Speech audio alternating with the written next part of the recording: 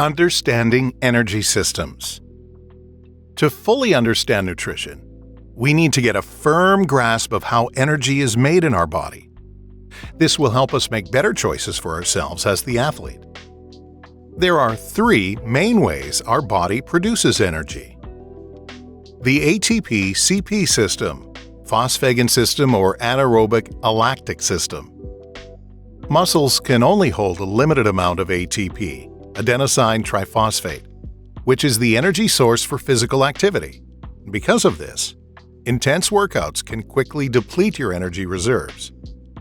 For instance, the ATP in your muscles may only last for the first 2 seconds of a full-speed sprint, or the first 2 to 5 repetitions in a hard set of 10 to 15. In this process, ATP is broken down into ADP plus P, phosphate. When muscles use up their ATP stores, another molecule called creatine phosphate, CP, breaks down into creatine, C, and phosphate, P. Like ATP, CP is also stored in muscle cells. However, the breakdown of CP doesn't immediately provide energy for muscle contractions. Instead, the energy is used to convert ADP and phosphate back into ATP, which muscles can use. Since the body only stores a small amount of CP, the ATP-CP energy system can only fuel intense efforts for a short duration, around 8 to 10 seconds. For less strenuous activities, it can last a bit longer. This system is the main energy source for quick and high-intensity activities, such as short sprints, diving, weightlifting, and various track and field events like jumping and throwing. Glycolytic anaerobic lactic system. For more extended intense activities lasting between 10 and 60 seconds, like 200-meter and 400-meter sprints or quick weightlifting sets, the body's energy systems shift gears. Initially, for the first 8 to 10 seconds, the anaerobic alactic system takes charge, even though it reaches its highest ATP production rate in just 5 to 6 seconds.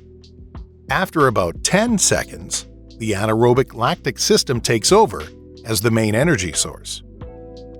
The anaerobic lactic system generates energy by breaking down glycogen, a stored form of glucose found in muscle cells and the liver. This process releases the energy needed to turn ADP and phosphate back into ATP, which fuels muscle contractions. Aerobic system, Oxidative system.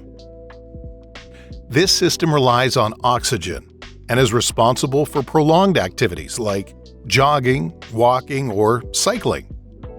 It's the most efficient system and uses carbohydrates, fats, and proteins to provide a steady stream of energy. To make this happen, you need enough oxygen to reach your muscle cells.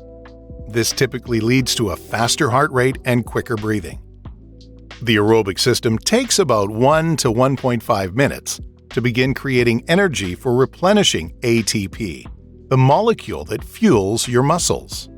In essence, these three systems work together to keep your engine running smoothly. In many sports, it's easy to identify which energy system is predominantly used. But team sports, boxing, martial arts, and racket sports are exceptions. These sports involve intermittent activity, so all three energy systems come into play, depending on the intensity, pace, and length of the competition. It's important to note that the body doesn't exclusively use one fuel source over the other. Instead, the relative contribution of glycogen and fat metabolism depends on several factors, including exercise intensity, duration, and the individual's fitness level.